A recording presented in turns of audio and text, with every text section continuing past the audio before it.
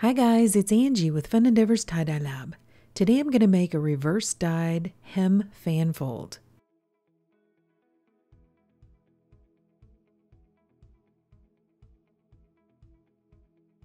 The shirt that I'm using is a red Gildan Ultra Cotton shirt.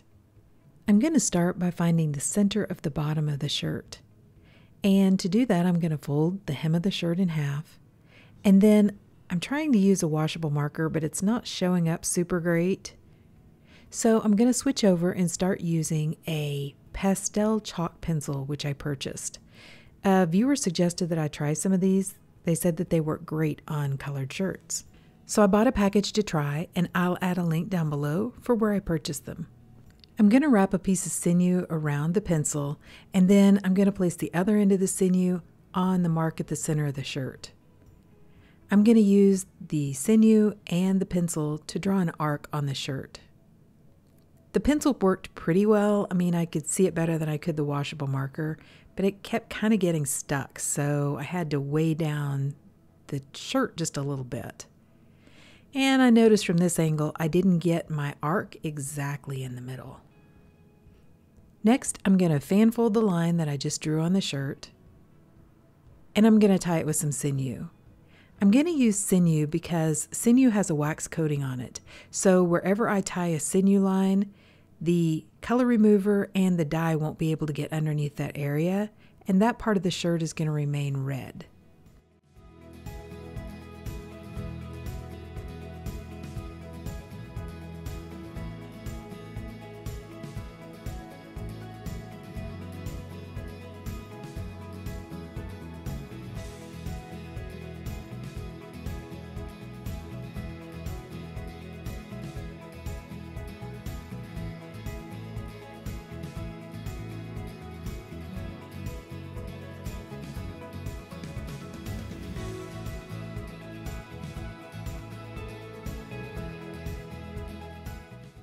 I'm going to straighten the fan folds on either side of this initial line and continue tying sinew lines on either side. As I'm going toward the center of the fan folds, I'm going to tie my lines closer together. And then as I'm going out further toward the top or the neck of the shirt, I'm going to start tying my sinew lines further apart. I think it gives kind of a cool effect on the shirt when the sinew lines go from far apart down closer together. I'm going to speed the video up a little bit more at this point, but if you'd like to watch it slower, on YouTube there's a settings icon which allows you to choose the playback speed. So you can either speed up the video or slow it down, whichever is more comfortable for you.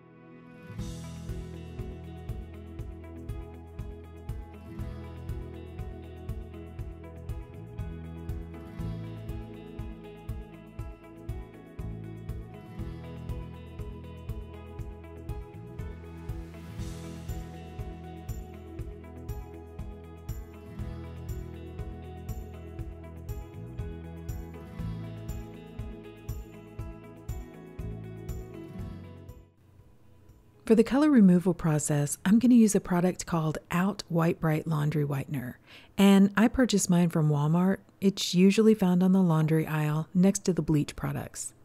Thankfully, it's not a bleach product, so it won't damage the fabric and it doesn't have to be neutralized.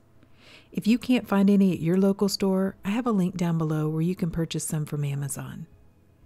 I'm going to do this process outside, and I'm removing the color from a lot of items all at the same time. This particular shirt happens to be sitting on top of the container that I have all the items in. I'm doing this process outside because White Brite does have a smell, and I don't want that smell to be inside my dye space. I'm also wearing my respirator for the entire process because I don't want to inhale any of the fumes or the White Brite powder. I'm going to start by sprinkling White Brite over the top of all the items. And then I'm going to pour a couple pots of boiling hot water over the top of all the items. Ideally, I'd like to have the items fully submerged in the Outright Brite solution, but that's just not going to happen because I have too many items in this container. I think this is probably the most items I've done this process on at a time. So what I'm going to do is I'm going to use some metal tongs, which I purchased from the Dollar Tree dollar store, and I'm going to rotate the items in this container. I'm going to pull the items that are down below, pull them up top, and just kind of move the things around so that they can all get fully saturated. If you notice, when the hot water hit this particular shirt, it kind of turned a yellow color almost immediately. The Outright Brite starts to foam, and it truthfully works so quickly. I have this part of the video at real time just so that you can see how well it works. I'm going to speed the video up in a few minutes though, but what I did is, after an item got fully saturated with the Outright Brite and the color was removed, I took it out of this container, took it to my utility sink, and I rinsed it really well in cold water.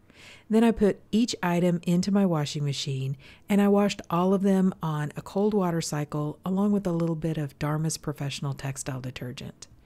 I wash my items after I do this color removal process just to get out some of the residue from the Outright Brite and to get out the smell. By the way, I leave my items tied the whole entire time. When the items are finished in the washing machine, I take them out and I put them into a soda ash solution and allow them to soak for about 20 to 30 minutes. That soda ash solution is not going to be reusable after I use it for these reverse dyed items. I mean, I guess you can try it, but I usually just dump it and mix up some fresh soda ash after doing reverse dyed or previously dyed items. This particular soda ash solution is going to end up turning blue because of that dress that you see on top of the Outright Brite solution. It left a blue residue inside of my soda ash solution. The soda ash solution also gets kind of a funky smell, and I think it's just the soda ash mixed with the Outright Brite. So I'm going to allow my items to soak, then I'm going to spin them out of my Panda spin dryer. And this shirt in particular, I'm going to put it aside and allow it to dry out completely. It's a pretty thick fold, and I want to make sure I get good color saturation, so I want it to be completely dry when I apply the dye.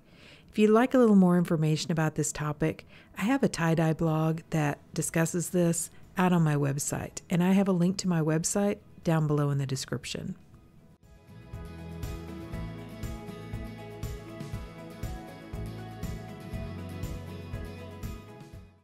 I've inserted a photo of my soda ash solution so that you can see the color it turned after I soaked these items. So for this shirt, I decided to do various shades of purple, and I'm going to do kind of blue purples mixed with red purples. I love the combination of red and purple together. When I was a kid, I used to have a turtleneck shirt that I wore with a sweater, and it was red and purple striped, and I used to love that shirt. I'm going to incline ice dye the shirt. So I've placed the shirt inside of a piece of vinyl guttering, and I have the vinyl guttering laying flat on my work table. Because the shirt is completely dry, I'm going to lightly spray it with a soda ash solution that I've placed inside of a plastic spray bottle. I'm going to alternate using blue purples and red purples. Let me tell you the colors that I'm going to use. In my blue purple line, I have deep purple, lilac, and Snosberry from Dharma Trading Company. Snosberry was, I think it was a muck dyed color a couple years ago maybe, so that one's no longer available.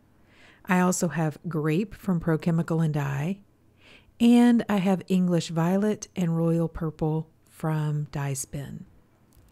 Then in my red purple stack, I have Scottish Heather, Aurora, and Plum Wine from Dye Spin, as well as Spanish Lavender, which was another of the muck dye colors from Dharma.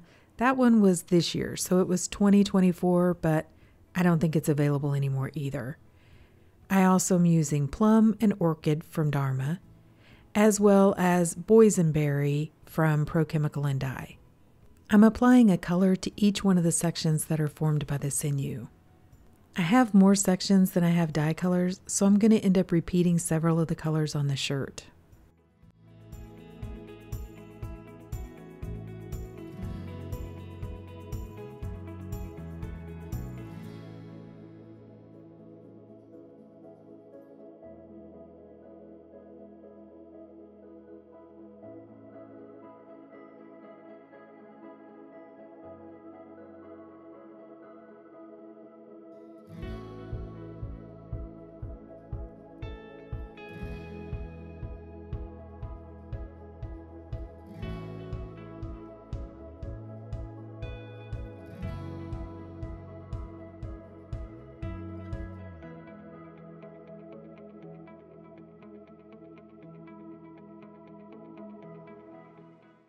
Now I'm going to add on a little bit of additional dry soda ash over the top of the dye and add on some ice. I'm going to add a layer of ice on the shirt while it's still laying flat on my table.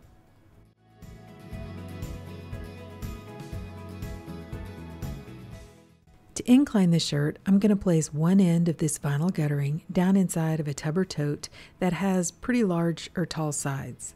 I'm also going to place a wiffle ball down at the end of the vinyl guttering to keep the shirt from sliding all the way down into the tub. Then I'm going to do a little bit of touch up on the ice and place the shirt aside and allow the ice to melt. I ended up adding about 3 layers of ice to this shirt, and once the last layer of ice melted, I went ahead and let the shirt process for about 24 hours before I began rinsing it.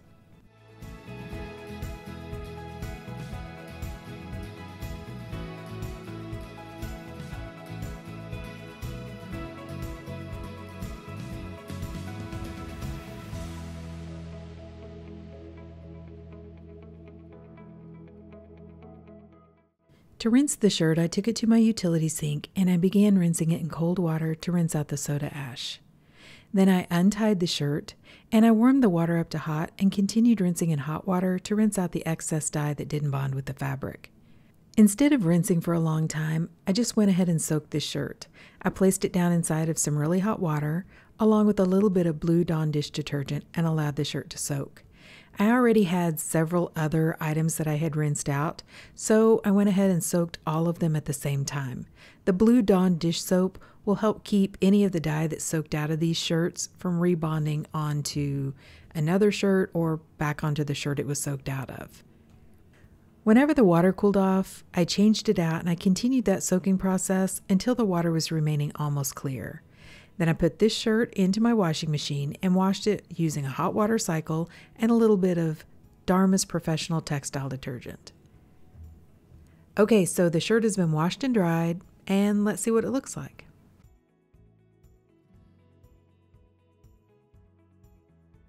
Okay, so what do you guys think? I think this one looks really cool. Like I said, I love that purple and red color combination. And I think it's kind of fun to have the red purples and the blue colors kind of mixed in there. As far as the color removal process went, the color was removed pretty well, except down in that area where the sinew lines were pretty close together. I do have quite a bit of red left down in there. And part of that is because when you put the lines closer together, it's a little more difficult for the White Brite to get down into the shirt and remove the color in that area. But I'm not upset about it. I don't think it looks bad. I do notice though that the initial arc that I drew on the shirt is not exactly in the middle. I mean, the center is in the middle, but one side is out just a little bit more than the other one. I couldn't tell that from where I was sitting, but when I started watching the video, I could tell it from the overhead shot. So that's a little disappointing. However, because it's in that bottom part of the shirt, once you get the shirt on your body, I don't really think anybody's ever going to notice. I also got pretty good color saturation. Here again, down in that very small area at the very base of the shirt, I do see a little bit of the reverse dyed color and just a couple spots up throughout the shirt. I didn't get full color saturation. One spot kind of up by the neck of the shirt and on the back of the shirt. But otherwise, I'm pretty happy with the color saturation and with the color removal part. Like I said, I think that these colors look really pretty together, so I really like the shirt. But what do you guys think? Please drop me some comments down below and let me know. And if you've enjoyed watching the video, I sure would appreciate it if you would like it and if you'd subscribe to my YouTube channel. If you'll hit the bell, you'll receive a notification whenever I upload a new video. Thank you all for watching, and I hope you have a great day.